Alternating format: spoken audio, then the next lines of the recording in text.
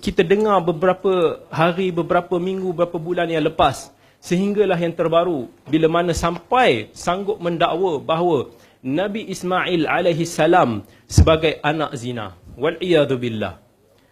Mungkin semua ada baca berita tu kan?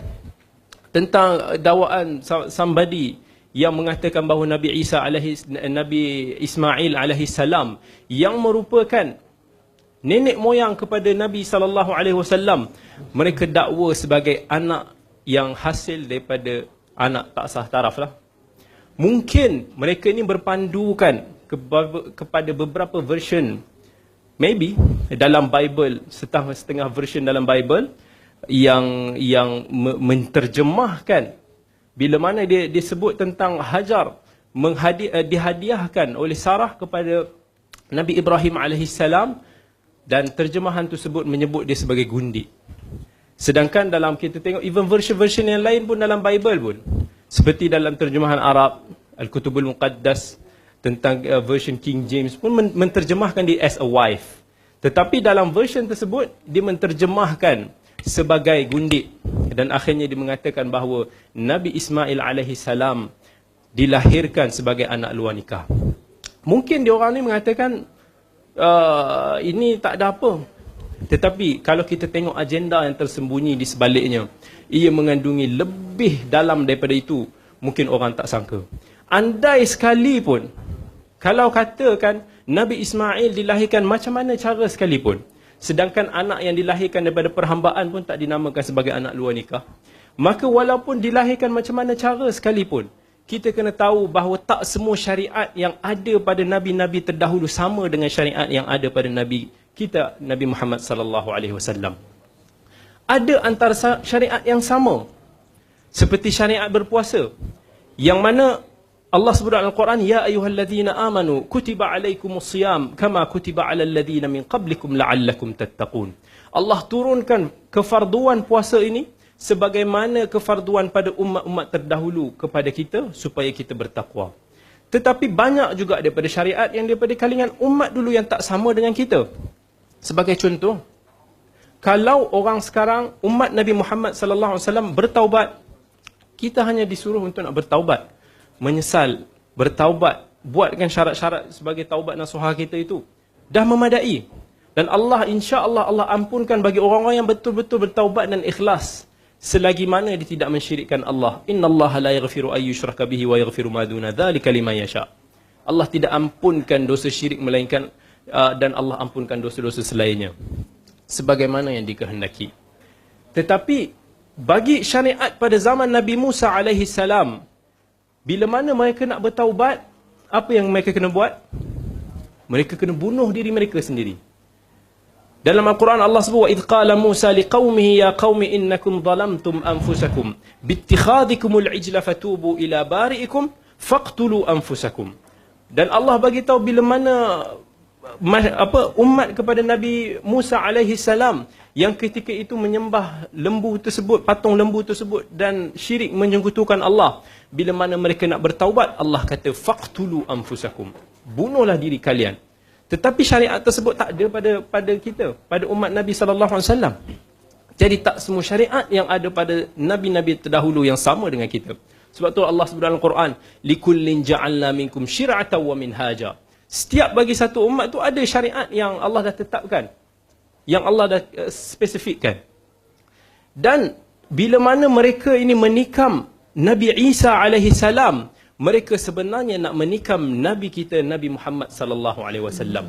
Kerana Nabi Isa alaihi salam, Nabi Ismail alaihi salam adalah merupakan nenek moyang kepada Nabi Muhammad sallallahu alaihi wasallam. Kalaulah mereka mengatakan Nabi Ismail sebagai anak zina, maka dia akan kata bahawa Nabi SAW bukanlah daripada keturunan yang baik. Mereka menafikan hadis-hadis yang banyak.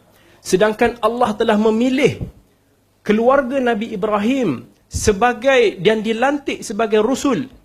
Allah sebut dalam Al-Quran, bila mana orang musyrikin kata kat Nabi SAW, wa idza ja'atuhum ayatun qalu lan nu'mina hatta nu'ta mithla ma utiya Rasulullah. Allahu a'lamu haitsu yaj'alu risalatah. Bila mana orang musyrikin yang mengingkari Nabi SAW, dia kata, kami pun nak wahyu itu diturunkan pada kami, baru kami akan beriman. Tetapi Allah kata, kami lebih mengetahui kepada siapa yang kami nak turunkan wahyu. Orang-orang macam kamu ni tak layak. Tapi Allah pilih daripada kalangan hamba dia yang terbaik, daripada kalangan keturunan yang terbaik, Allah lantik mereka sebagai Rasul dan Nabi. Sebab itulah kita tengok lagi Allah sebut dalam Al-Quran, Allahu yastafi minal malaikati rusulan wa minan nas.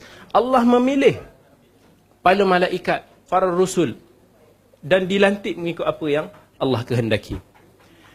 Dan ini macam mana yang Allah sebut lagi dalam Al-Quran, innallaha yastafi innallaha astafa Adam wa Nuhan wa ala Ibrahim wa ala Imran 'alal alamin. Allah dah memilih Adam, Nuh dan keluarga Ibrahim. Dan bila mana Allah telah memilih, melantik mereka berbanding dengan seluruh umat yang ada pada seluruh alam ini, Allah nak kata bahawa pilihan Allah ini bukanlah pilihan yang kita boleh buat main-main.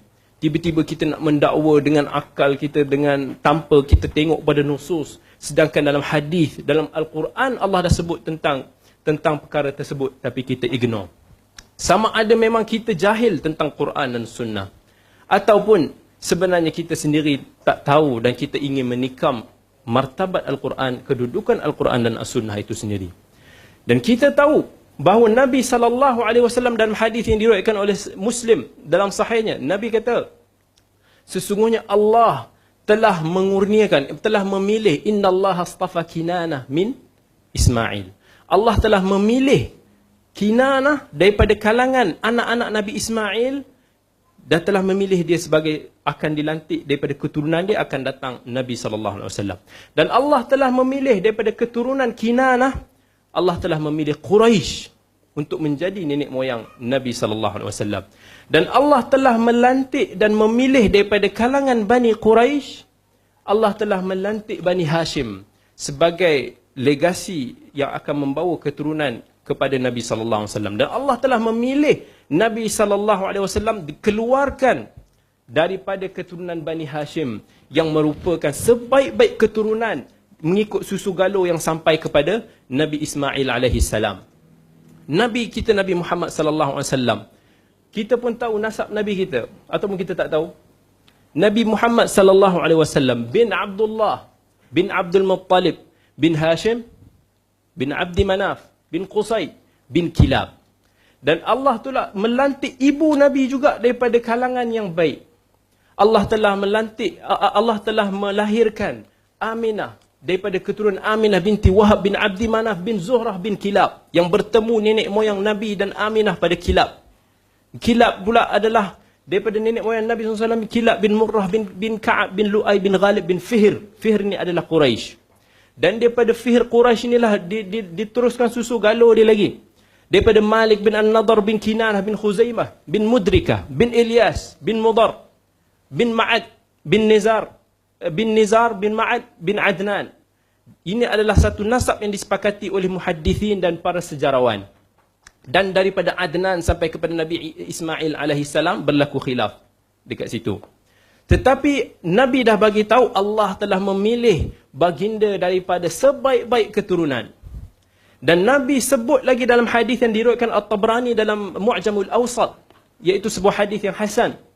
Nabi kata, kharajtu min nikah walam akhruj min sifah. Aku ini dilahirkan hasil daripada pernikahan yang sah. Walam akhruj min sifah. Dan aku bukanlah dilahirkan daripada pelacur. Min ladun Adam ila an waladi abi wa ummi. Daripada Adam alaihissalam sampailah kepada ayah dan ibu aku yang melahirkan aku ini, tak ada pun satu keturunan kami yang ada yang dilahirkan hasil daripada sifah, hasil daripada yang bukan sah. Ini yang apa yang Nabi SAW dah sebut. Tetapi bila mana kita ignore tentang nas daripada Al-Quran, daripada As-Sunnah, dan kita dakwa bahawa akal kita ini sudah cukup memahami segala-galanya tentang agama, maka ketika itulah yang menyebabkan akhirnya agama ini jadikan sedemikian rupa. Agama kita ini dihina sedemikian rupa. Kita tak tahu kadang-kadang kita nak jawab macam mana. Tetapi kalaulah kita tahu tentang Al-Quran dan As-Sunnah, semuanya ada jawapan. Dan orang yang jahil tentang Al-Quran dan Sunnah, orang yang tak mau menerima pakai tafsiran, dan orang yang lebih mengetahui kita memahami tentang nas daripada Quran dan Sunnah, inilah yang menyebabkan akhirnya kita terjerumus dalam kesesatan, wal'iyadu billah.